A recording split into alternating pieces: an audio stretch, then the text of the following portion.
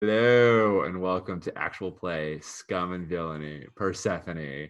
There's so much going on right now. We have organic and herb bodies being crystallized. We have a ship that's been upgraded. I'm very excited to find out what happens today in play. I'm Sean Nittner. I see him pronouns, and I'm going to be playing Whisper today and the Grumpy Space Dad. Yeah, I'm really excited to be playing with you, with all you fun folks again, and to be back in the Procyon sector. How about you, Lauren? Yes, hey, I'm Lauren. I use she and they pronouns. I'm at the Stray Kiwi everywhere on the internet, and I'm playing Dipper, who uses they them. They're crystallizing alongside their BFF, Scion, who we'll get to in a minute. I'm very excited to see where this goes. I had a lot of introspection last time with Dipper, internalizing mortality, so we'll see if it manifests today, I suppose. How about you, Stephen? Hey everybody, I'm Stephen Lumpkin. I use he, him pronouns. I am at Silent Osiris. The O is a 0. Yes!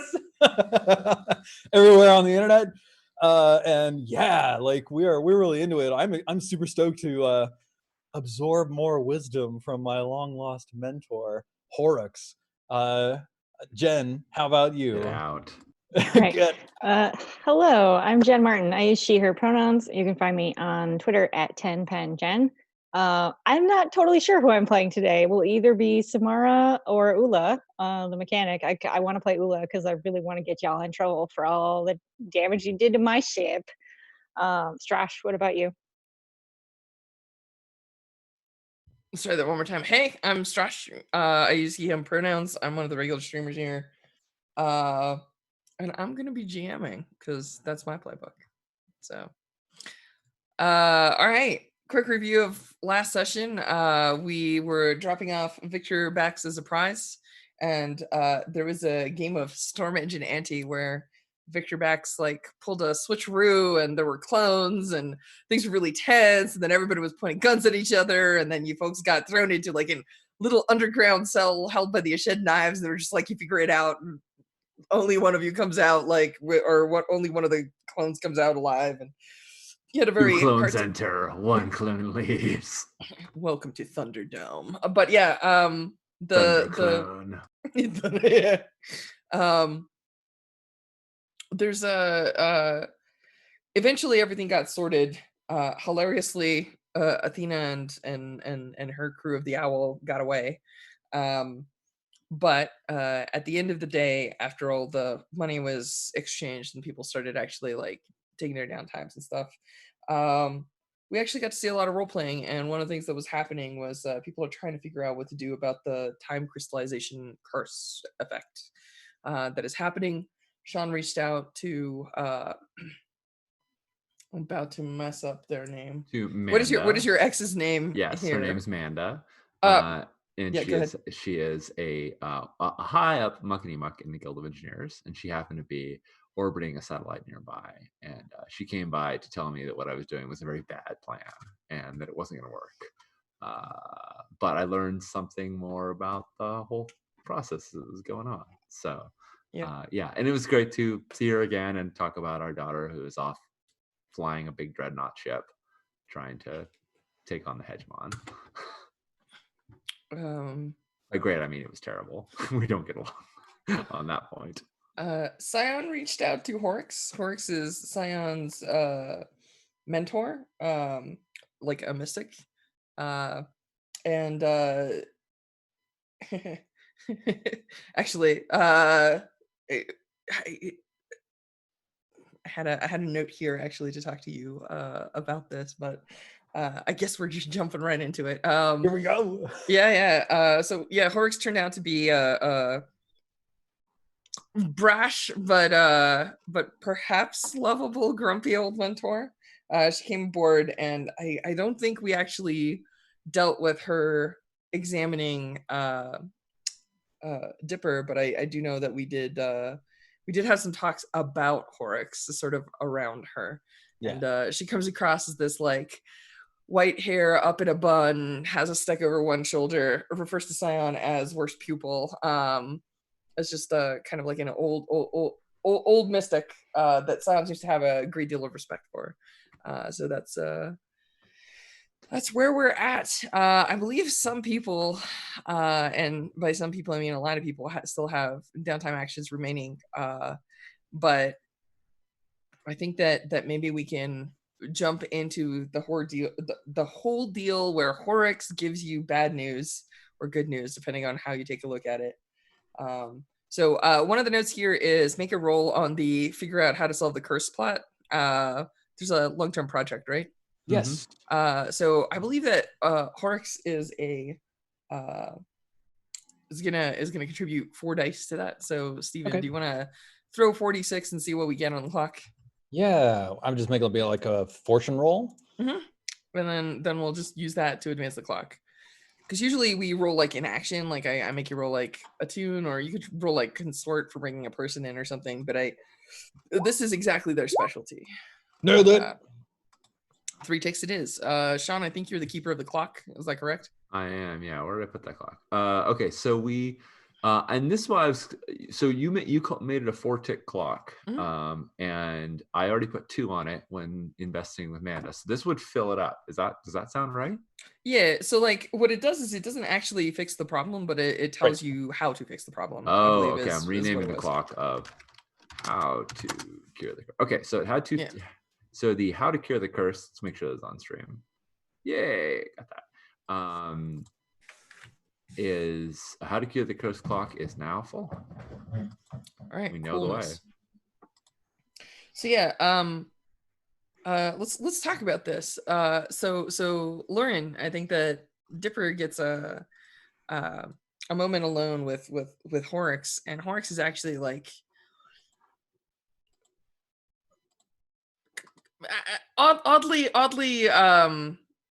gentle. Like she comes across as kind of like brusque and pushy, but when she is actually like down to business, she actually says like, all right, like, am I allowed to take a look at this? Are you okay with this? And like very much takes on I know this is scary, but I promise Manda, it who's shouldn't just hurt. like, I'm pulling parts out.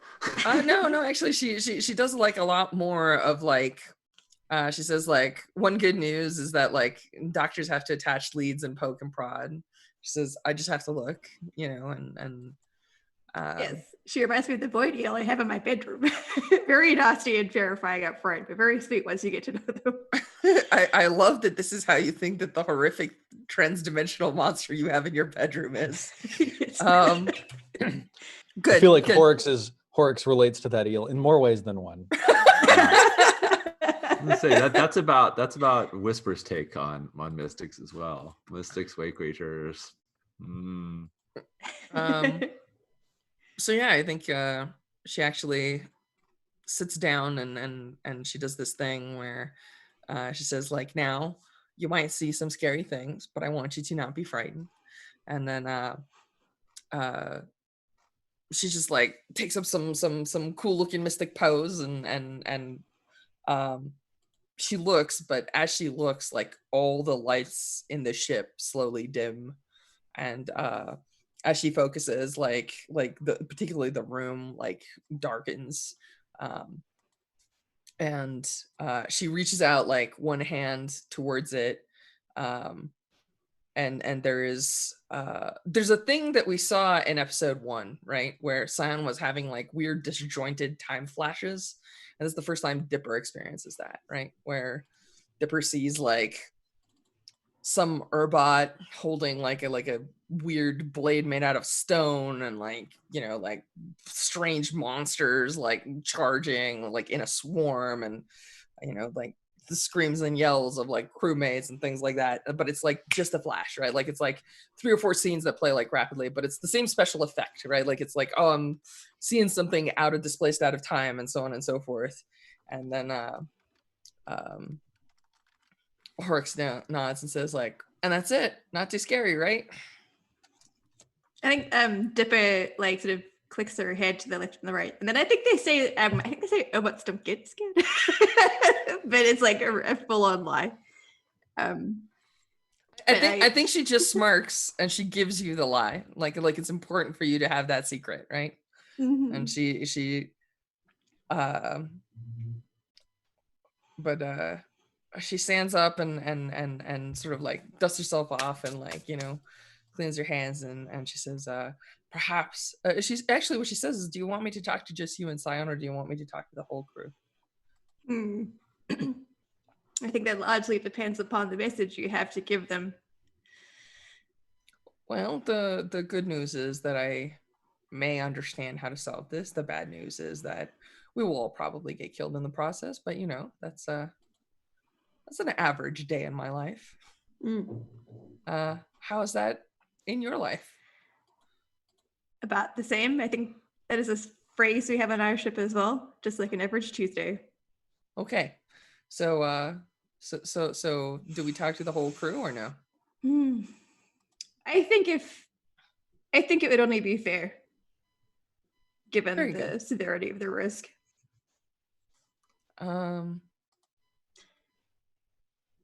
She like wanders over like to an intercom. She's like, intercom on. She like taps it. She's like, hello. And then she sees like a button. She's like, oh, how quaint. And then pushes it.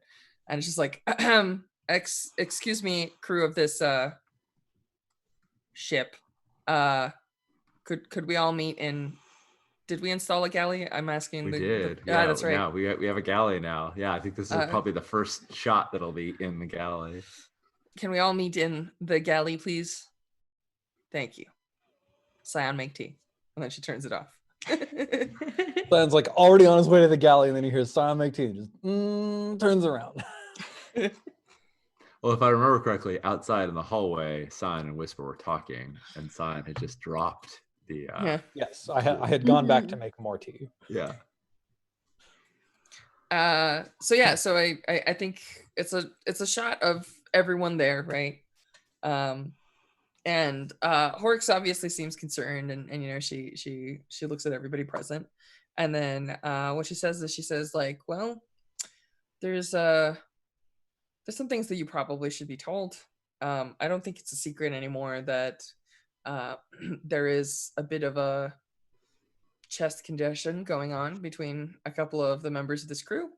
It's a very peculiar chest congestion, but good news is I do know the solution to it. So there is a thing that I have not told my worst student, which is that his favorite toy, and she points right at the artifact wherever it may be on your person, even though it's not in obvious plain sight, is actually part of a set. Now, each one of you probably understands that it's part of a set of 2, but what is not necessarily known is that it's part of a set of 3. I was hoping against hope that we would never have to see the third of the artifacts, because it is in a very, very, very, very terrifying place. And the only way to fix this, unfortunately, is to get that third artifact. It is the thing that helps reverse some of these effects. So don't tell me we have to go back to Akedi. Oh no. Akedi is a thank God. mild vacation on a beach compared to where we're supposed to go, because you are still the worst student. I'm going to retract that. Thank God. No. I think the hegemony has labeled it Planet Omega. Does that ring any bells to me, Josh? Yeah. It's in the hold system. It is like forbidden.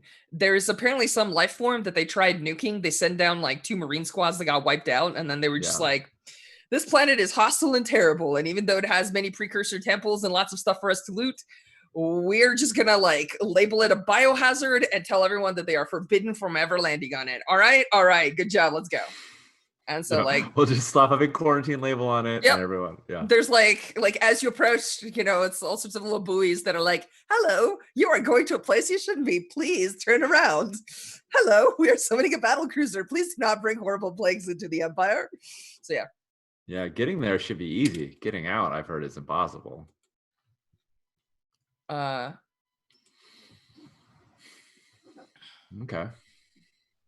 Says I only know of one group of individuals stupid enough to actually go there on a semi-regular basis, but there are also a group of individuals stupid enough to implant themselves with strange way creatures. She shrugs.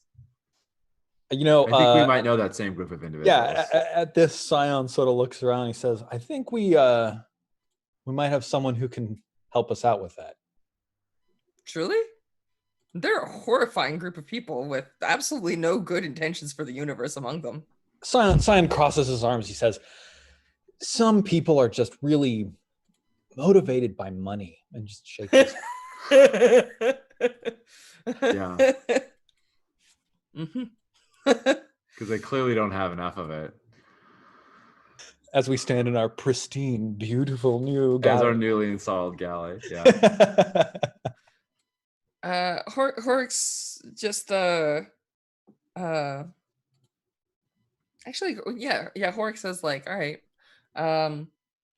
well, I do not know if you believe in any gods, but perhaps you should pray to them and make phone calls and contact your contacts. Or are we going there? Because that is truly a terrible place, and we could just let my horrible student die as a lesson in testament to listening to your masters who tell you very truthfully things you should never do with precursor artifacts. Would I be in a textbook if I died like that? Probably not. It would be very ignoble. You might be a statue. Perhaps they could mount you somewhere. The All front right, of the we ship, gotta- perhaps. We gotta go. Oh, I see. Horrocks, I don't think we've been formally introduced. I'm Sashi Oniyama. I'm wondering if you could explain to me the wisdom or the purpose of taking this horribly dangerous artifact and giving it to the worst student you ever had. Is there some rhyme or reason to that? You I know, think, I've been like, wondering that myself. I think she, like, most of the time that she's talking, she smirks, and I think this is like she gets very very calm, and she looks at you and she says, "You have a bit of an eclectic crew here, Mr. Yoniyama. Is there a chance that you want to explain to me the great wisdom of working with people whose histories and pasts you do not fully understand, and perhaps you wish to tell me why you let folks like that step aboard your ship, much less actually join your crew?" No, I'd like to hear your answer first. Unfortunately, we are not always blessed with people that are filled with wisdom and generosity and pointed correctly at the universe. The best that we can do is attempt to teach them, and perhaps, like children, let them go and make their own choices. Now, I am not saying that I necessarily trust such an individual with great and powerful weapons, but unfortunately, I think that it is the only cure that I have for an individual such as that. So perhaps you will tell me exactly how much you care about your crew, Mr. Yoniyama. Enough to go on this bloody mission. Good. And then she smiles a little bit and says, "Then we understand each other very well." And I think he's quiet for the rest of it, but like as he's leaving at the end of the muttering, like giving nukes to babes. You know, it's like this is how you learn, you know, which fundamentally is not something I think he disagrees with. It's just in this case, it's not that the principle is wrong, it's Scion. It's just this babe is wrong. It's this babe, right? Yeah. Cool. Lauren, Jen, is Samara there, or is she? Samara's invited, like Horrocks Yeah. isn't hiding anything from anyone. Yeah, I think she's there, but she's still really hurting. So I don't think she's paying super close attention. What about Dipper? I think Dipper is kind of like, yeah, it's funny that we talk about sort of babies and children, because I feel like this is a very family situation. So I think Dipper is like quietly deferring to Grumpy Space Dad like during this conversation, but you can kind of see like the storm behind their eyes processing all of this, and it kind of gives this like guilty but grateful kind of like, I know I really fucked up, but I'm very pleased my family is here to help get me out of this, although I do feel terrible about it. Yeah. Nice. Nice. Whisper, I think that there's perhaps a moment when you're getting ready to leave where Horrocks says, "Would explaining to you the flows of time and the patterns of the universe make any difference?" Do you want the usual mystic answer? Will it help you sleep better at night? tell me if I'm wrong about this, but the usual mystic answer, as I have heard it many times in the academy, sounds like a load of jargon meant to say, don't bother, we've got this all covered. It's a very attractive, very metaphysical sounding line of bullshit. So if that's what you have, no, I'll do fine with that. Do you have a blaster, Mr. Oh, yeah. Yoniyama? Yeah, I can't remember the last time I used it. Oh, no, I can. But yes, I do. You a good shot. I got a little rusty, honestly. Slowed down. I'll stand closer. Do you think you could hit me? At this distance? Yeah, I assume so. I mean, She- providing the grav drive doesn't suddenly disengage. Please do so. She just kind of stretches a little bit. Oh yeah. Oh, How close is she to me? like 5 feet. I may have misexplained myself. I don't have any ill will towards you. No, please shoot me.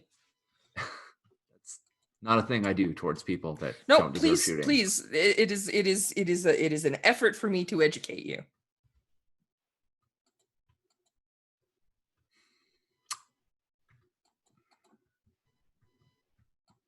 All right. We'll call this good faith exchange of information. I'm engaging in something that I will tell you right now, I don't want to. I don't want to have this debate. I don't want to have this discussion. But since we're going to be on this trip together, since we're going to be cooptating, I'm going to go along with it. It's a good faith demonstration. Great. Scion, Man, are you paying attention? That conversation is so familiar. Yeah, I think when she says, Scion, are you paying attention? I think we both like turn our heads. Like, I am also curious. Is Scion paying attention? Yeah, Sion's just standing there watching.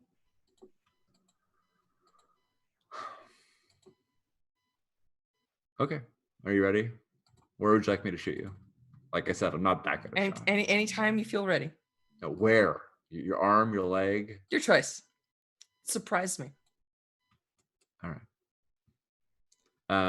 And I think I'm going to aim for, like, basically my intent would be to graze their shoulder, right? So that it would be maybe a bit of a singe. If the shot landed perfectly, it would not harm them at all. It would just burn the edge of their shirt or their sleeve, rather.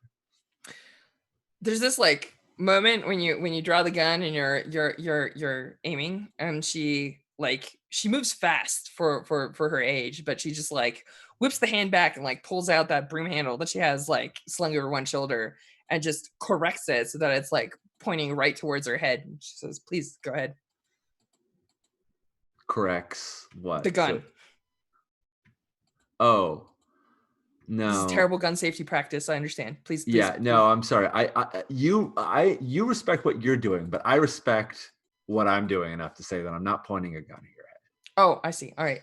Is my hand sufficient? Sure. All right. Excellent. We can replace those. Go ahead. Samara will volunteer to shoot someone in the head if they Samara's Yeah. like, just shoot her. It's fine. Yeah. Yeah. Cool. So Sean, the there we go. moment that you pull the trigger, there's this it's very familiar, right? Like to anyone that's watched the show, the Void Blade does this. Like there's this like change of light as like that broom handle suddenly like has more gravitic mass than it should, and she's already moving such that like the blaster bolt like just like bounces right off of the broom handle, and she says like, "I'm sorry, it looks like you missed. Perhaps you'd like to shoot again?" And I holster the gun. I'm like, no, I've seen what I need to see. Why did you fail to hit me? I didn't fail to hit you. You succeeded in blocking my shot. I knew where you were going to fire, and I simply did not provide you the target. You could take 10 shots, and none of them will land.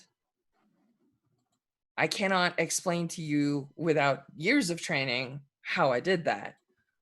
but I can assure you that in a similar fashion, I understand what needs to happen. It is not simple nonsense. It has very clear physical repercussions that you seem to refuse to accept. Oh So- no, my understanding, expectation of them is that you have tapped into a power source that gives you great abilities. And that same power source is the thing that is allowing these horrific creatures, these space dragon monsters, into our world. And that by you learning this and finding this truth, you are exposing all of us to the worst things we can imagine. It is fascinating to me that you are both a man of science and yet a tale teller around a campfire that is trying to scare little children. There are terrifying dragons out there, yes. I am not the one bringing them across, if anything. She holds up the broom handle as if it's a weapon. I am a dragon slayer, sir. Well, then perhaps I misread you. And I apologize for my cynicism. Maybe you can show me how to slay those dragons on some. See? Not the worst students! Yeah, sign over the corner. He says, "Hey, listen, Whisper. Sometimes even with dozens of years of training, you still don't understand. That's all I gotta say." 5 years they tried to teach you the trick with the broom. Nice. There's a twinkle in Scion's eye at that. It's pretty clear that even though she's got like absolutely no laughter, like everyone can catch that there's like a little bit of wry humor, like Yeah, Love it. behind Love it. Horrocks. All right, cool. Yeah, I think we saw some downtime actions, right? Yeah. I think Scion gets the question, but like after Whisper leaves, like Horrocks addresses it directly to Dipper and is like, "Is he always that grumpy?" It's just, I think like Dipper tries to give the barest perceptible nod. Like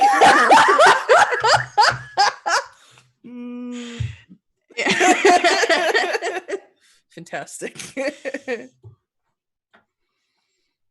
I think as Scion is leaving, he'd like to catch Samara if possible.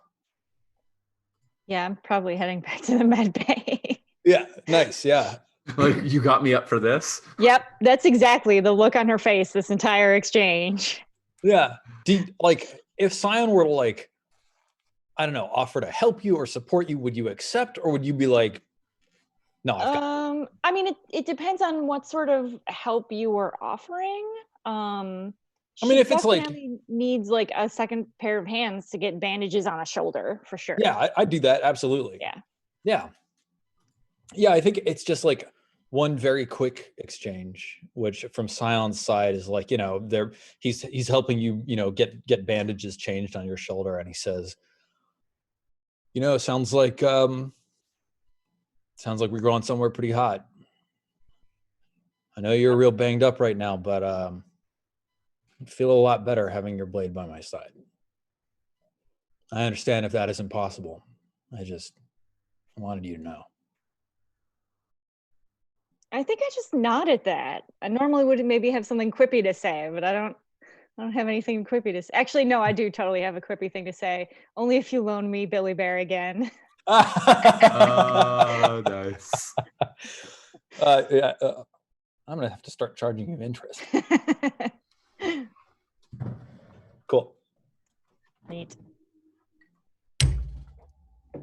All right, let's get some more downtimes. I think Yeah, I think part of this should be Jen, it's totally up to you. If you want Ula on, I think on our way to Omega, we should stop by the Maelstrom, and I mean it's in the sector, so we have to leave the Rin system to go to Holt. So it's not. Yeah. Anyway, I'm happy to say we pick up Ula along the way. What do you I mean, I think? definitely just want to see a scene of Ula, discovering all of the changes that you've made Yeah. to the ship. Cool. I don't feel like we can, in good faith, engage on the next mission without Mhm. showing Ula how good we've taken care of the vessel. Yeah. Yeah. Also, I don't think we should take her ship to Omega without her doing it. So at some point, whenever it's fitting for these downtime actions, we'll be going to the Maelstrom to pick her up. All right. However you folks feel. Yeah. What downtime actions do folks have left? What are I'm gonna do a recovery. cool? And I have 2. Yeah, do them. Yeah. I don't know what one of them is.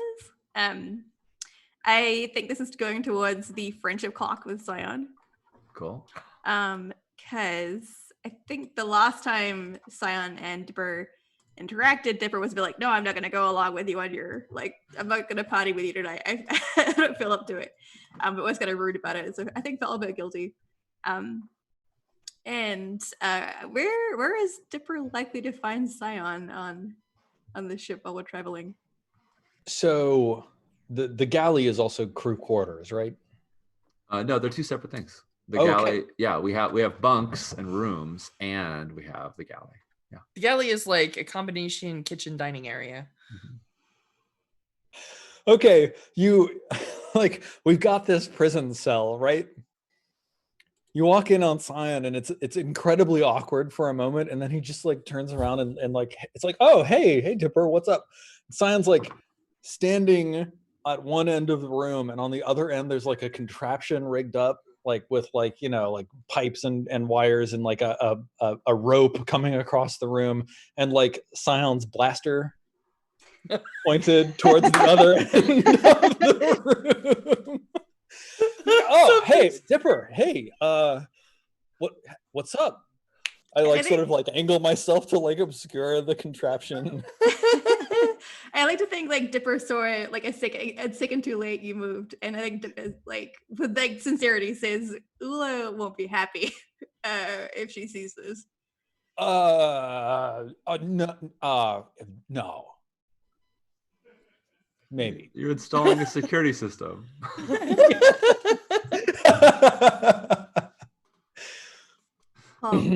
Yeah, I'll clean up. I think Dipper takes it seriously. Like whether or not you do clean it up, Dipper's like, yes, Sage will nod. And says, I do apologize for disturbing you. I wanted to apologize for my behavior the other day. I think Sion's just like entirely befuddled. What behavior?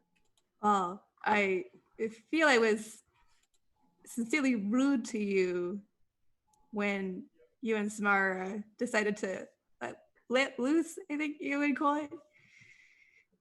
Right.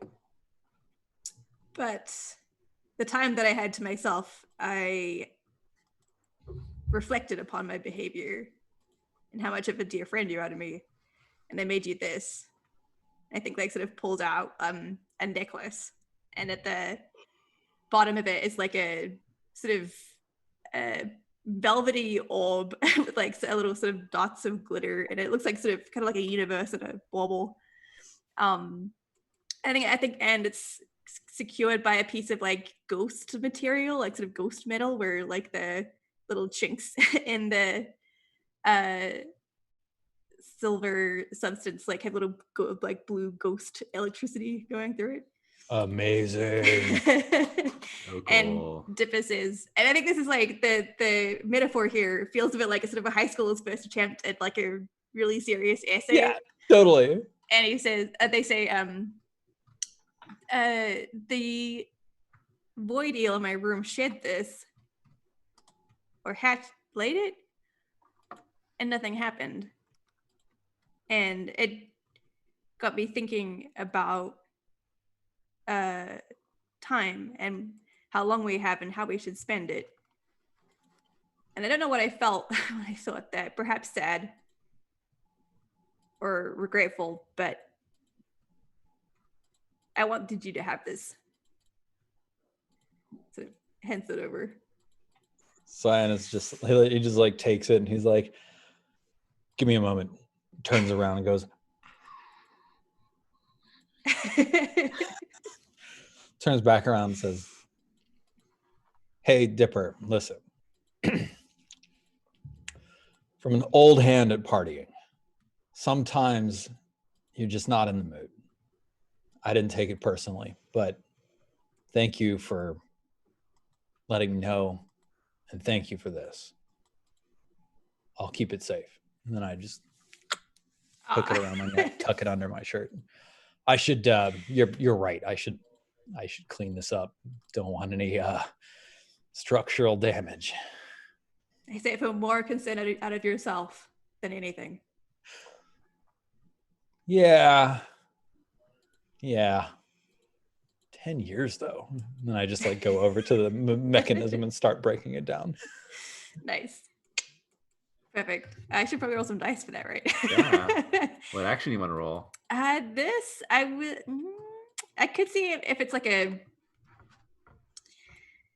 It could be like a kind of rigging thing if we wanted to sort of actionize the making of said piece of Rig jewelry. could be consort. It could be consort. Yep. I'll run with consort, I think. Cool. It feels Yeah. Roll some consort. That's the actual. That's the action you're taking. the action I'm taking. Yeah. Oh, 2. So that's one tick. Right? It's one tick. One tick. All right. One more We're tick on getting the there. call. Cyan puts it on, but also he's terrified of this thing. Yeah, who knows what'll happen with it? Can't wait to find out at a plot relevant moment. Yeah. As a point of note, just in case you need it, unlike Bluecoats, we actually have cred in this system, so you can take extra downtime actions by spending a cred if you need to. Yeah. Or increase the outcome of your. Yes, or increase the outcome. You could so say you can like literally buy I spent segments. a cred, and you could like buy that up if you wanted it to be. Yeah. You know what? It sounds worth it. I'll totally spend a cred to give it the extra bit of pizzazz. Yeah. So I have no idea how big the clock is or how many ticks you have on it. It's I think four. it's a 4, it and I have now- a 3. Yeah. And that was then just one coin will definitely get it to the end. Oh, cool.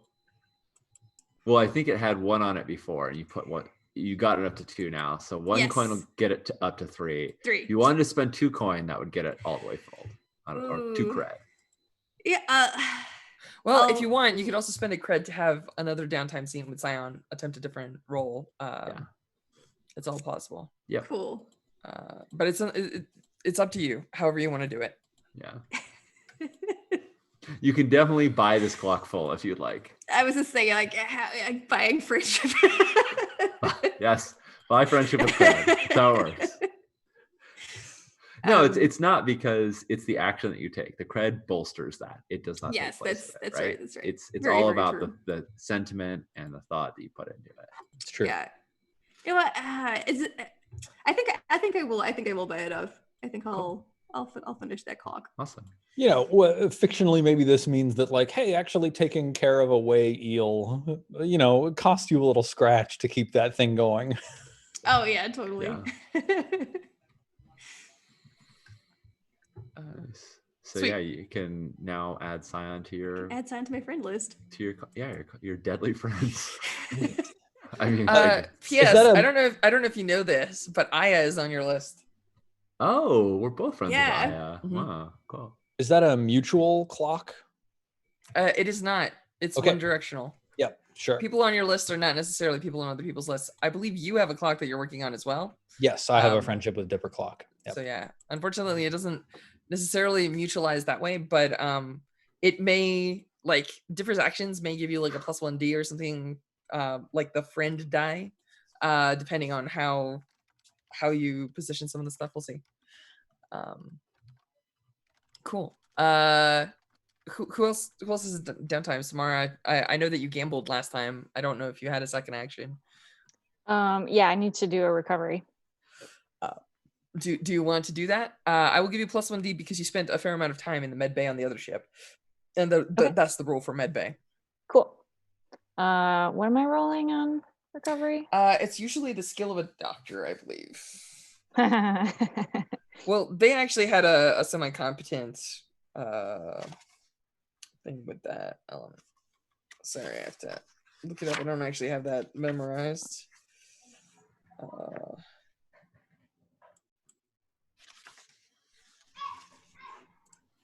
The recover action 27. All right, here we go. Roll crew quality -1 to see how available and effective the doctor you can hire is. A crew member can roll their doctor action instead if they tend your wounds, but if you try to treat your own, it costs 1 stress, and you get +1d, obviously, if you're being treated in a proper med bay, which your ship doesn't really have, I don't think. We do not, but you said we got it. Yeah, anyway. but the other one will count. So it's. Oh no, we do. Never mind. That was. I was something gonna say, I thought we did have a med bay. Fantastic! No, that's We do have great. med bay. So what is your crew quality? Our crew quality is donut. 0.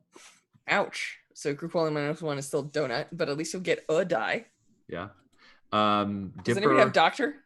Dipper has doctor. Are you serious? Yeah, I got one in the doctor. Dipper's the medic on the ship. That's the. Please tell me what Dipper's bedside manner is like. Oh my gosh. I need to know this. Like my life depends on it. Tell me more. Oh gosh, I think it's probably slightly terrifying. Just in the way Dipper comes off. But I think on the inside, Dipper. I think Dipper panics a little bit underneath on the inside whenever they have to patch up someone, because they're not super good at it. They have enough to do like some basic first aid, so that they want to instill confidence through, I guess, the one way they know how, which is to be a little bit intimidating. I feel like Samara has been patched up by a wide variety of people in her life. So this is just do it. I don't care how much it hurts, just do it. I totally want the smash cut of Dipper's gonna start working on your arm where you got bit, and it looks kind of scary. And then you have all a smash cut of all these other people patching up wounds on Samara, and just somebody lighting their cigarette off of a butane torch, and some other seedy individuals, and you're like, yeah, it's fine. Nothing. Yeah.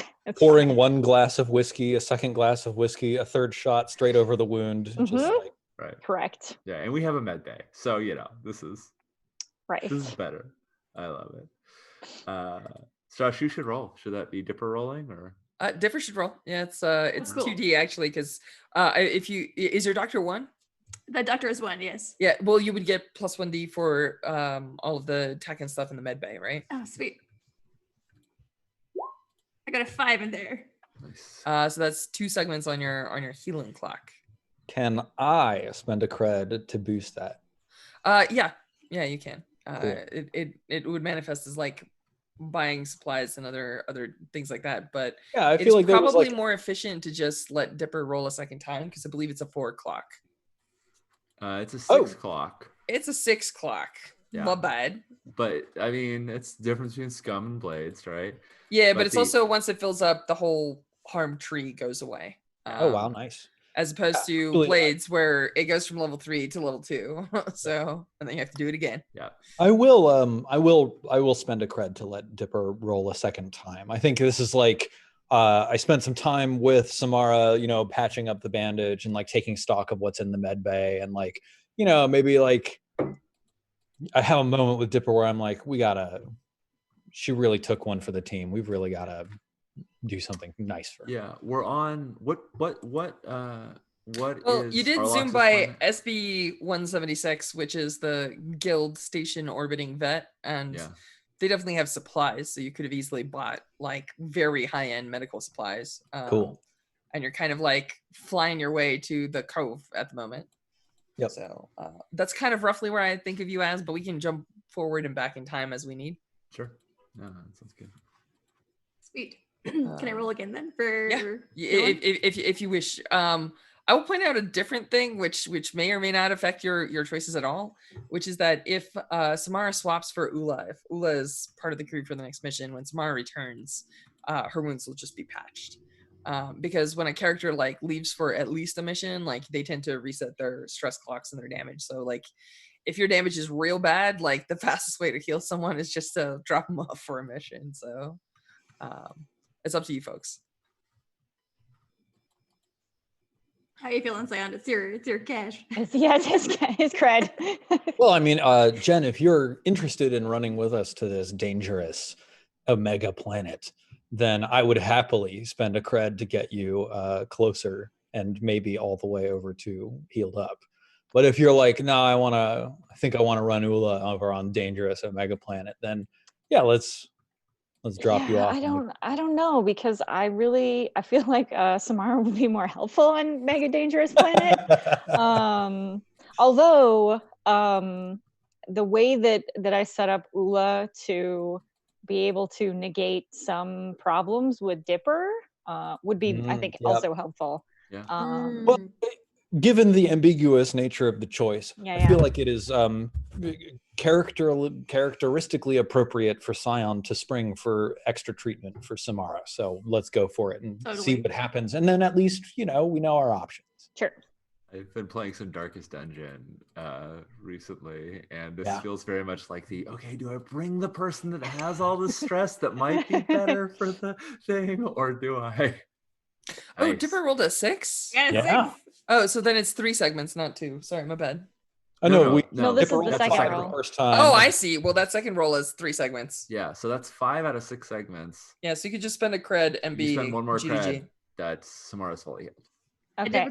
I have a cred left. I can totally spend it. I was gonna say I have plenty of cred on Samara, so I can just spend it on myself. That's Perfect. fine. Cool. Yeah. And Do it. the ship has Persephone has 3 as well. So Cool. Neat. So nice. Samara is Sweet. patched. Downtimes are done. I think No, I've one there's more. yeah, and I have my free one, and I'm gonna spend a coin for a really quick one too. So there's All a couple right. more, but Who wants to go first? you know what you're I doing. can. Yeah, I think I just want it can just be a sort of montagey sort of scene with Horax studying the way. Oh, all right. Yeah, Oh, that sounds, can I crash that sounds that? fine. Because Yeah, that's what I was totally. gonna spend a credit Oh, on. perfect. Yeah, I'm gonna show up and be like, fine, if this is what we need to do to stop this stuff, yeah, I definitely wanted to train in resolve. Oh, awesome. We're gonna Yeah, need but lots of tea. Yeah, she says traditionally I would spend a tremendous amount of time talking about philosophy because it is important for one to understand the nature of the flow of the universe. But everybody here is in such a terrifying rush, very quick to commit suicide by doing incredibly dangerous things, that we're going to skip past basic philosophy and start going towards practical application. The bad news is that without the first, the second one hurts slightly more. So yeah, she'll actually start talking about the nature of the universe, right? Like about how some people perceive things as luck, but it's actually the universe giving and taking. And a lot of times, even when they don't understand it, there's usually a balance. But she doesn't actually think that the universe actively seeks balance so much as one needs to understand on which half of the equation they are at any given time. She thinks that the universe is largely uncaring and that the balance is generated by other things. She knows that she actually talks about the precursors like they're basically kids with really large blaster toys, and she's vaguely annoyed at them. So she is yes, they allow us to traverse the galaxy, but is that really useful? Mostly it causes more problems than it helps fix. You could not have interstellar warfare without their gates, and things like that. She seems vaguely annoyed at them more than anything. Whisper is drawing in a notepad that apparently Whisper has paper, because that's because I can have luxury items, and he has a parchment notepad, and he's drawing moons and gravity wells and waves and the way that this is his visualization of how all this makes sense, and so actually do you show that to her? Does she catch a peek of that? Yeah, he's not being she actually says she says that is in drawings. One of the things that she talks about is the fact that the Memish actually believe that gravity is affected by the way, and there is some significant proof of that, right? there are plenty of precursor temples where gravity gets really weird because the way flows strangely through them. So she actually says that there are plenty of that visualization is not entirely wrong. The two are related, right? Where the well of gravity flows, so the way can actually change. You can feel the shift. That's why ships shudder when they translate into a way line and things like that. So you do not get pulled forward faster without gravity being involved somehow, right? Right. Just because the science of it is not always obvious doesn't mean that it does not have a scientific effect. But she says like all of that, however, is less useful in practicum. So she says, we are going to have one of the simplest lessons. And essentially what it is she's going to thwack you upside the head with a stick and try to force you to anticipate when it's about to hit you, which is her way of training you to basically like sense killing intent, right? But by the way she giggles every time she thwacks you, you suspect that it's mostly for her amusement. So yeah. Cool. If you wanna mark a resolve training to study a tune, that's fine. Do you wish to learn anything more advanced than that, or is it just like a tune training? That's my thought. Is Yeah. start with that for me. Same. She says one of the things that she warns you, she says like oftentimes, you know, this can allow you to like sense creatures that are partially out of phase. It'll allow you to sense when things are wrong, which is very important for like where you're going. But she says like it'll allow you to communicate to animals, and she warns you. She says like you may want to start with something that is considered a pet. The things over there are very dangerous, and here, if you do not sense my stick coming, the worst that you're going to get is a smart rap to the head. But there, if you do not achieve communication with that beast, what you're going to get is very, very dead. So trust your gut. Realize that the way is not the solution to everything, and our control of it is not perfect. And making decisions based on blind faith is probably going to get you killed. So be very practical.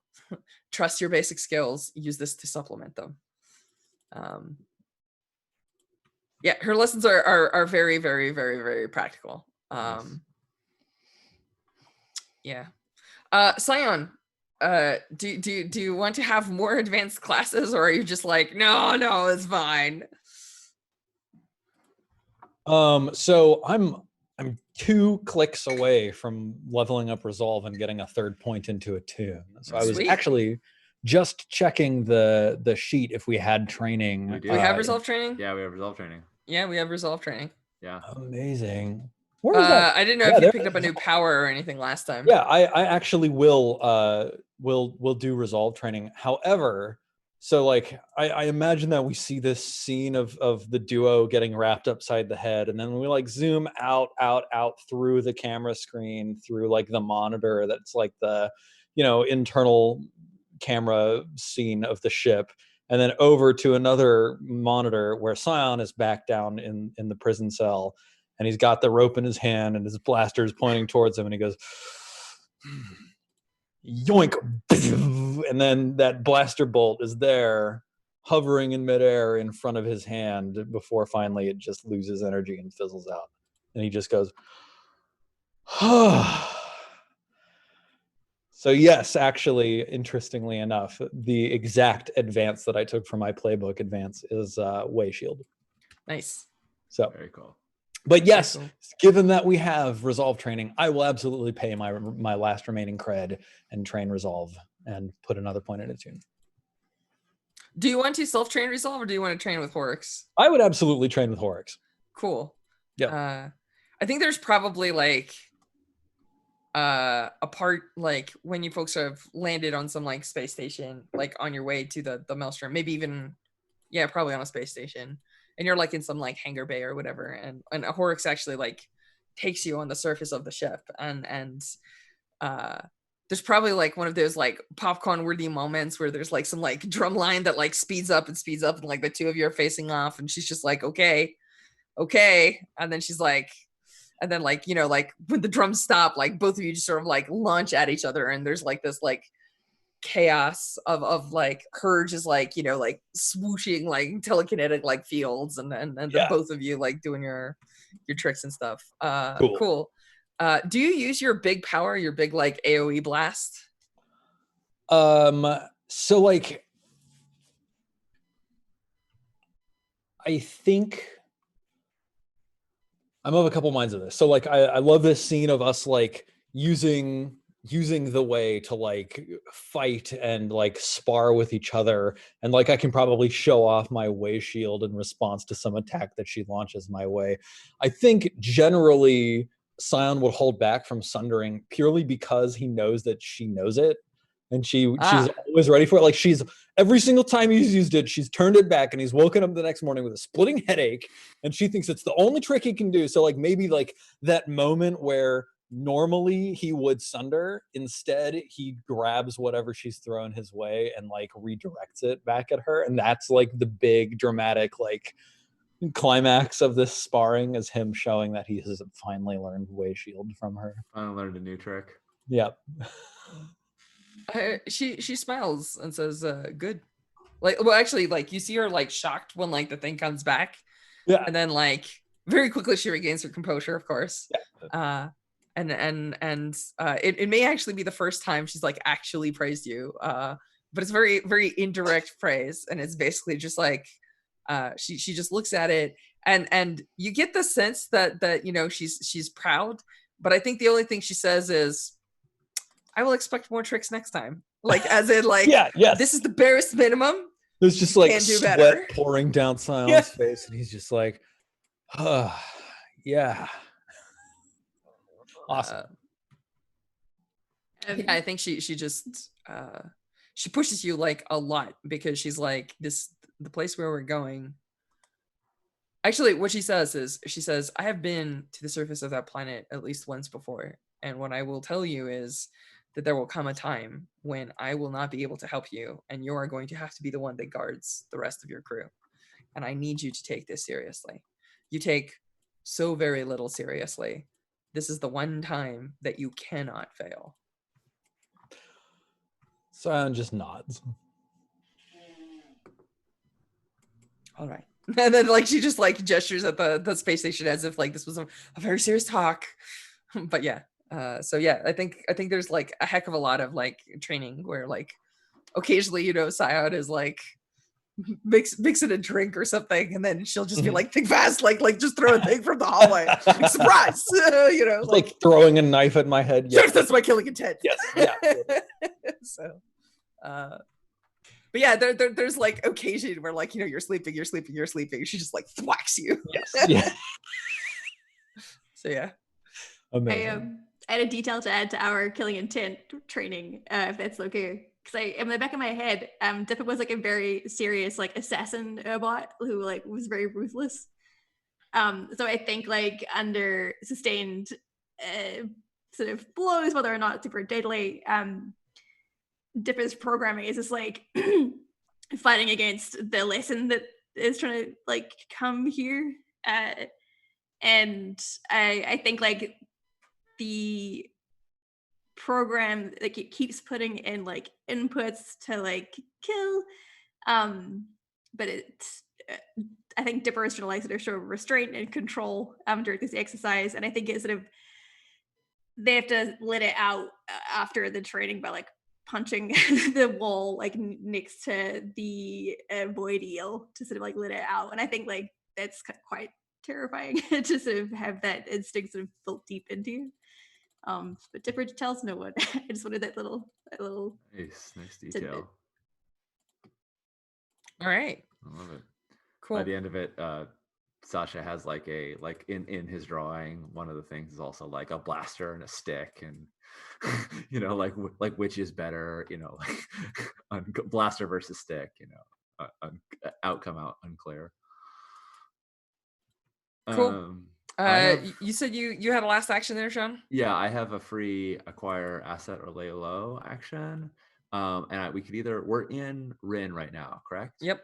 Okay, so I could either lay low for Iota because we have heat there, or I could acquire us an asset by going to the Agony folks and being like, "Hey, y'all go to this weird ass planet. What can you tell us?" But I don't really, and that's what I'm inclined to do, but I don't exactly know what asset I would be useful. So Josh, do you have any suggestions there in terms of like if I reached out to Lexall or whoever? Yeah, I'll give you plus 1D. Okay. Because Lexall will count as a ship friend. Did we end up taking the friends trait? We did. Yeah. Okay. So go ahead and roll plus 1D. Okay. I'm guessing this is consort. Yeah, that's what I'm thinking. But I guess my question is like, what kind of asset would be useful? Because I don't really know what we need. Don't even worry Okay. about it necessarily. Okay, so if I say, "Hey, we're going there. Send us something that will help keep us safe." Yeah. They know what to. Okay, cool. I'm gonna do that then. All right. I have 3 in consort and taking +1D, so hopefully this is gonna be a good asset.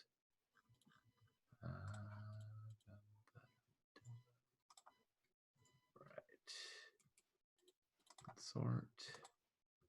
Oh, there isn't a way to make it a fortune roll. I'll just click on roll fortune.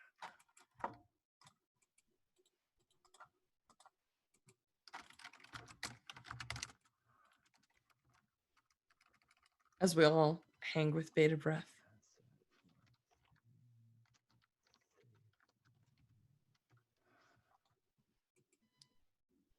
Five. All those dice in a 5. Okay. That's okay. I mean, even 6s are not guaranteed on any number of dice. Yeah, sure, but sure. I think Lexall says first you're like, we're going to Omega, and Lexall's like, good joke. And then you're like, no, we're actually going to Omega, and Lexall's like, you're serious? Like he just nods and he says, we may have built an entire space platform to orbit that planet. I'll get you at least some basic survival gear. Should help. And a guide. And I imagine this is over Nexus Link, right? Yeah. Like I doubt we're in the same place. No, yeah. So I'm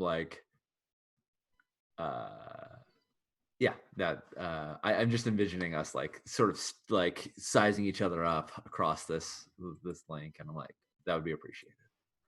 And yeah. So I think like we'll probably see it down the road, but he'll be like, so everything on that planet wants to eat you. So let's start with some basic gear. And these are rebreathers. Do not ever take them off. They will smell your breath from miles away. This is this type of gear. It'll mask your heartbeat because they will hear it from miles away.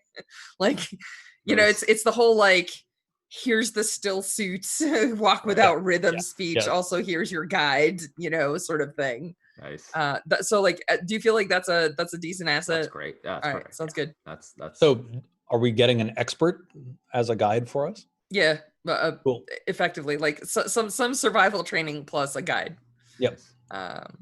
Is your asset is like a guide and some survival gear. All right, cool. I think unless anybody has any other actions, this is where we see Ula can swap in or not. Jen, did you decide on which character you want to have aboard? I didn't. I don't. Now is know. the time. Yeah, I don't know who would be more useful between Samara and Ula. I'm leaning towards Samara, but I think she would be more useful. But they'd be useful in different ways, right? Because like Samara is more action adventure, which I think there will be plenty of action and also the adventure.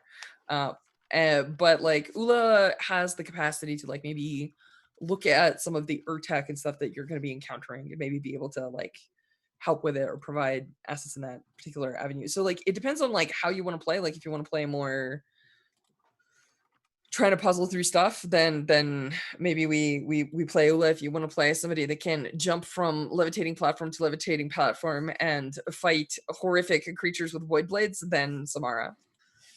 Okay, I think I'm leaning towards puzzle, so I'll do Ula. Sounds good. So this is the point where we do the swap, right? Mm-hmm. So what does that look like? This is the first time we've seen Ula come back to the ship in some time. Yeah. Have Whisper and I like shown up shoulder to shoulder, all smiles, like, I was look gonna at say, how great the ship it's is. one of the few times How do Sign and you- Whisper are like in accord. Yeah. How do you guys roll up to the cove? Do you tell Ula you're on your way, or do you just dock and then furiously try and rearrange things before she gets wind that Persephone's at the dock? I think we have been aware enough that Ula is a dragon we need to bypass. That we would be prepared whether or not we do that just by docking in the appearance of nonchalance. Yeah. Or What do you think, Whisper? Yeah, I think Ula sees like sees up on a screen because her mom is the Banshee Queen. Like Ula has pretty free range of the cove, and I think on some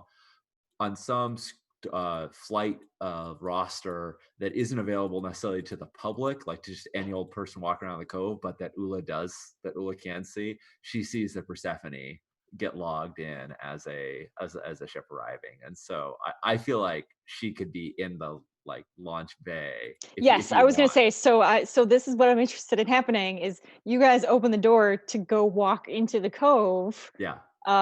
Maybe to buy parts or something, and you open the door and she's standing there. Yeah. I don't think we were expecting that. I think we were expecting that we would probably meet you somewhere, find you. Like I think actually maybe Sign and Whisper are talking about what we're gonna do. Like, no, we just need to go find her and explain what happened. And, we don't have to find her first. We can let it simmer just a and little. I think she's got a big ass like wrench, like on her shoulder that she's like bracing. Explain what, fellas? Hello, Miss Dyson. It's great to see you. Miss Dyson. What did you do? I'm just envisioning, by the way, Ula standing there, and like whenever Ula doesn't move and is just like eyeballing both of them, there's this like robotic llama chewing nothing, like right over them. Correct. Yes. Well, we went on a mission. I think at this point she just pushes past both of you guys to investigate the ship. Easy to do. Yeah, I think Whisper at least is following behind her. He wants to totally justify everything as she comes. Yeah, so she visits the engine room first. Fine is inclined to point out like how pristine everything is. Look at this wall panel, perfectly undamaged. Yeah. So there wasn't kind of like waves him off. Like I will judge for myself. Thank you. The engine room's been actually like professionally cleaned, so like a lot of the grime is gone because they had to repair a bunch of it, right? Yeah. So, but there is a well-worn hammock there. I was gonna say, what does my hammock look like? We just got it cleaned as a favor. Oh, you got it cleaned as a favor. Yes, as a favor. Like how you added crew quarters as a favor to my ship? Yes. I was going to say, she already knows all about that. Oh, you do? Nice. Yes. So you got like the flight roster with all the exactly. Josh, that planet was Warren, right? That's what we were on, or Aleph? Warren. Mm-hmm. Okay. Yes. So we happen to be on Warren. Our mutual good friend Arlox was there, and he was very grateful that we returned the bounty. Mm-hmm. Very grateful. And in his dock, grateful he decided to add crew quarters to my ship. And a galley. We have a kitchen now, rather than just having to cook things in the engine. You don't like my engine cookies? There's nothing wrong with the engine cookies. It's just we did say two of him. What? Sorry, Steve. It's a long story. Oh, right. Yeah. I think at this point, like she's looked very skeptical and judgy and like trying to ferret out what you guys did, and then she just kind of breaks and she smiles real big and she's like, "Oh, it's fine. I was just kidding you guys. Whatever." Oh my God. We were both terrified. Yeah, I think Simon like plays up. He's like, "Oh yeah, we were totally playing," and then like as Ula turns away, he's just like, "Yeah, nice." I like to think you find Dipper in said crew quarters because I think before landing, Dipper was like, I can't lie to Ula. You gotta find me. I'm sure Dipper is the next place I go because I'm close with Dipper and I care about them. I imagine Samara would have said this if she was here, but in that whole you're playing two characters, I will say like, but Ula, we have showers. Ula, I don't think Ula is as impressed with showers as Samara. No, I don't think. I think Whisper was hoping that would land I think Ula's like, you just need a good like abrasion scrub. It's fine. Like whatever. Sonic showers are fine. Yeah. Although I do feel like you notice that Ula's probably cleaner than she's ever been. after having like After a living on the period of cove? time. Time know? on the cove has been good Yeah. to Ula. Yeah. Well, she's used to living in the engine room. She just gets Mhm. like grease on her by virtue of Proximity. being in there. Yeah. Yeah. Right. No doubt. That's how it works. Nice. So you go and find Dipper. Yeah. If you have questions, Dipper will tell you everything. I 100% ask questions, and I start out trying to figure out the real story of what happened, because I know that the boys are not giving me the truth, but also like I'm not trying to BS Dipper, right? Mhm. Yeah, I think Dipper is like, well, like this happened and then that happened and then like, oh, this happened to the hammock and like, but we fixed it and like, like that's I don't okay. set your engines on fire, and then Yeah. and then Whisper slept in your hammock and then Yeah. found your hammock down, and I punched a hole in the wall, and I'm really sorry about it. Oh, you did 1,000,000%. Yeah, I think she might look most mad at Whisper slept in your hammock. I mean, because engine fires happen, and if Scion is still alive, then he probably paid for that engine fire with some pain, maybe. I don't know. Yeah, but I think I'm paying very close attention to you telling me this story, and in the movie of this. I don't say anything in reaction. I'm just like, oh, and I like a spectrum of like entertained, laughing, angry, frustrated, sad. Like it's just all over my face. Aw. I think in nice contrast, Dipper sort of delivers that in this sort of very Dipper, I can't express emotions on my face. Yeah. But there's the spark in the eyes. It's the spark in the eyes, yeah. Strash, do we know what we're going to Omega for? Like what we're gonna do? We're trying to get something? Is there something? Mhm. Oh, we're trying to Yeah. get the artifact. Never mind. Yeah, the artifact, the third artifact of the set. Okay. Does Dipper look different Ooh, than the last time Ula saw them? they totally do. If you catch a glimpse of like their body underneath the cloak that they wear, yeah, you can kind of see like their core crystallizing and calcifying like more than it was previously, since time has kind of passed on since then. And Dipper is moving a bit more stiffly. Yeah. Like the joints are kind of starting to freeze, so you can totally see that Dipper is like Okay. struggling. Yeah. Yeah, I think if it's cool with you, and tell me if it's not, yeah, Ula would be like kind of narrowing her eyes, like trying to figure out, and she'd actually like move the cloak away, right, to get a better look. Totally. If you're cool with that. I'm totally cool with that. Awesome. Well, this Yeah, is the and then first time she- Dipper's seen the not Dipper. Ula's seen the crystallization. This happened. Yeah. Like this is all new. Right. Like yeah. Yeah. I think that's the bit Dipper leaves out. Like Dipper doesn't want to worry Ula, but obviously that fails. Yeah. That's the thing about being an old woman, is it's real hard to get anything past her. Yeah, so yeah, she pulls the cloak away, and she's kind of like forgets entirely the story that you were telling about your adventures, and is just like, okay, what happened? What did you do? What did this? I will kill it. Oh. Like, yeah, and she's like fully focused on like, how do we get Dipper back? Are you in pain? Does it hurt? What do you need? Where do we need to go? We can get the part. I could do anything. Probably also completely unaware that a pretty high up guild engineer has seen you. And Ula is famously ex-guild, so yeah. There's a lot going on there.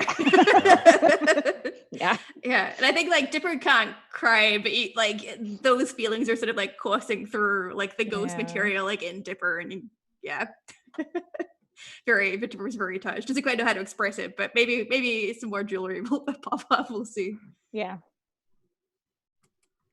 Yeah, so like I don't, Ula would try to fix you, but I also think she's probably smart enough to realize that, she'd try, one or two things and then realize, oh yeah, I can't do anything about this problem.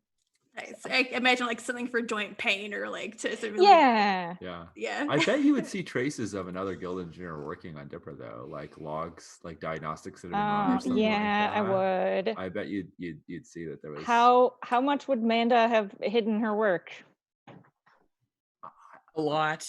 A lot? Because Yeah. well, because guild engineers should not be looking at illegal Urbots. Yeah. So it's not that she's like terrified that this crew will cause problems. It's just if somebody ever eventually actually overhauls Dipper, it could look real bad. Implication. Yeah. Okay, but I do feel like it's reasonable that I see. Absolutely. some print of- Ula's yeah. also an engineer, like playbook engineer. Like it's not. Yeah. Yeah. I think you can tell that diagnostics were run that nobody else, that like most people would not even know to run. Yeah. So so Ula's gonna come after Whisper again because it wasn't Scion's friend that did this. Scion didn't bring somebody aboard who's a guild engineer. It's kind of hilarious because like you're going to different parts of the ship, and I feel like there's at least one shot of like Horks just sitting in the galley, like drinking a cup of tea, and like people keep storming by and telling parts of stories, and you know she's just like. And there's one cutscene of like Ula like stomping purposefully towards Whisper, and then she just stops in mid-stride and is like, "Is that a way eel on my ship?" Dipper, have you named it? I leave that to Dipper. Oh, that is a good name. A good question, bro. What is Well, the name? Ula would probably go to Scion, right? Because it would make the most sense to her that Scion had to do this, not Dipper. That's very true. So you're just like corner Scion while he's making tea. Like, is that a way eel on my ship? Yes, that's exactly what I do. Nice. Dipper, have you named it? I feel like this is the point at which Scion would be like, its name is Fifi. Something like that. Dang it, Fifi's a good name. Yeah, awesome. There we go. Its name is Fifi. Named it? Why is it on my ship? Dipper named it. They seemed to really like it. Does this have to do with that job that you took when I stayed on the cove?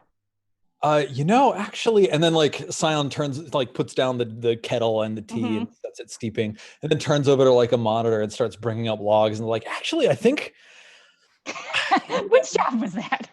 Yeah, it was before that actually. I bring up the logs. I'm like, actually, we got sort of like stuck in space at a point, and I think that's because we had something caught in the ventilation system. I think that's when it got aboard. And I like bring up the diagnostics for the ventilation schematics or whatever. Like, yeah, I think Dipper kind of took care of it, and the rest of us didn't really say much. Well, taking care of a way eel is not usually naming it and keeping it as a pet. Yeah. Yeah.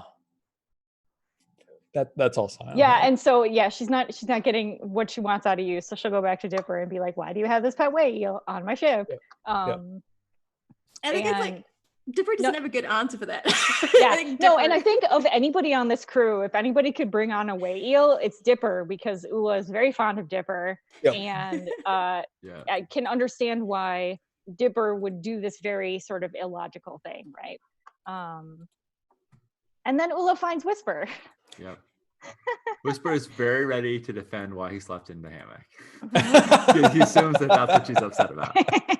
Priorities. Whisper has them. Is Whisper? Where is Whisper? Where does Ula find him? I think she finds him in the cockpit, right? Like, I think we're doing pre-flight checks. We're getting ready to go. Whisper is on the comms with one of the Cove, flight control. And he's getting the authorization to leave dock. Roger that. We've got I'll leave through hatch bay 6A. Right. And you just hear like a very heavy boot tapping on the floor behind you. Oh, I think like for a moment he tries to pretend like he didn't hear it. And then, I didn't hear anything. I was very focused on my work. And then he says, okay, so yes, I admit, I took advantage of some knowledge that I had, which I did not share with the crew. It was not the most generous thing, nor did I ask your permission. It just seemed very impractical for nobody to be sleeping in the hammock. And you to be fair, you had offered me to share it with you that one time. And he gets very red. Yep. And I kind of let him sit there in his red face for like a long beat, right?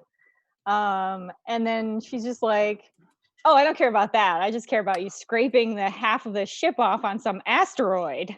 Oh yeah, no, that was a mission. That went bad. Yeah, the I trajectory, heard. the grav field and asteroid belts are ridiculous. I mean, we astrogated that as well as possibly could be. It was a complicated thing. I was trying to scrape a half dozen of Drexler's raiders with laser axes who were going to cut a hole in the hull off the back of it, and yeah, took Dipper and Silent with it, unfortunately. But that he doesn't feel bad about it at all. He's like, that's Right. like, Yeah. that's That's just the thing that that's happened. like mission operations. Yeah. Yeah. What did you do about the Memish? Because I think Ula has found out that there was a different person in the cockpit with you, Yeah. right, when that happened. But I don't know if anybody else has gotten the seatbelt story from you. Oh, I don't really know how good Whisper feels about that. Like he doesn't. In the moment, it felt like the thing he had to do. Yeah.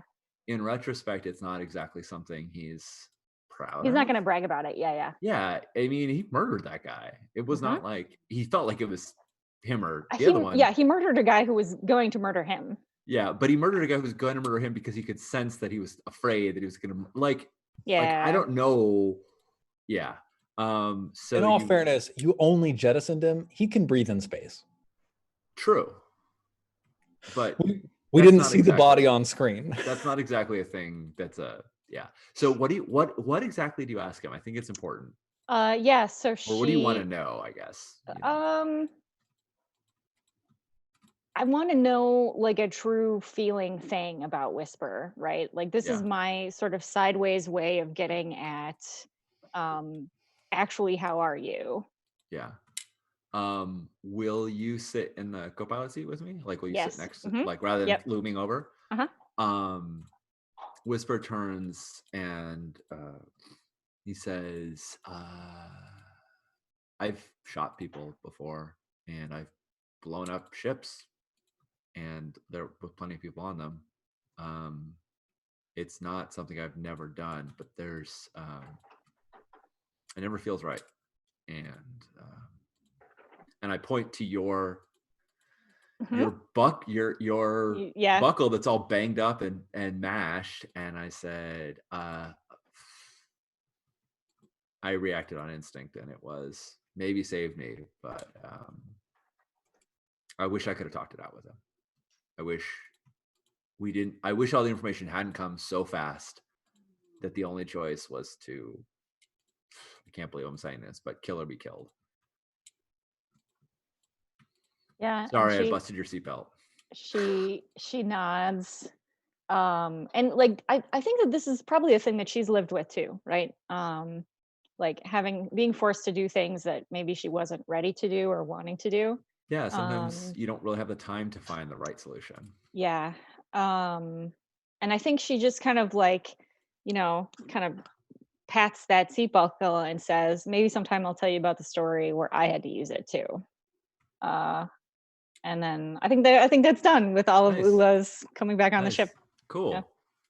I love it. Should we break and then jump to the score? I was actually about to say that, and I think it's a good point to break, and we'll just. I was thinking at the very end of that scene, a video feed turns on, and there's a very panicked Scion and Dipper standing there saying, "Whisper, the eagle is approaching the nest. The eagle is approaching the..." And then click. Love it. Nice. Awesome. Okay, we blast out of the cove, and we'll see you all in a few. Bye, guys.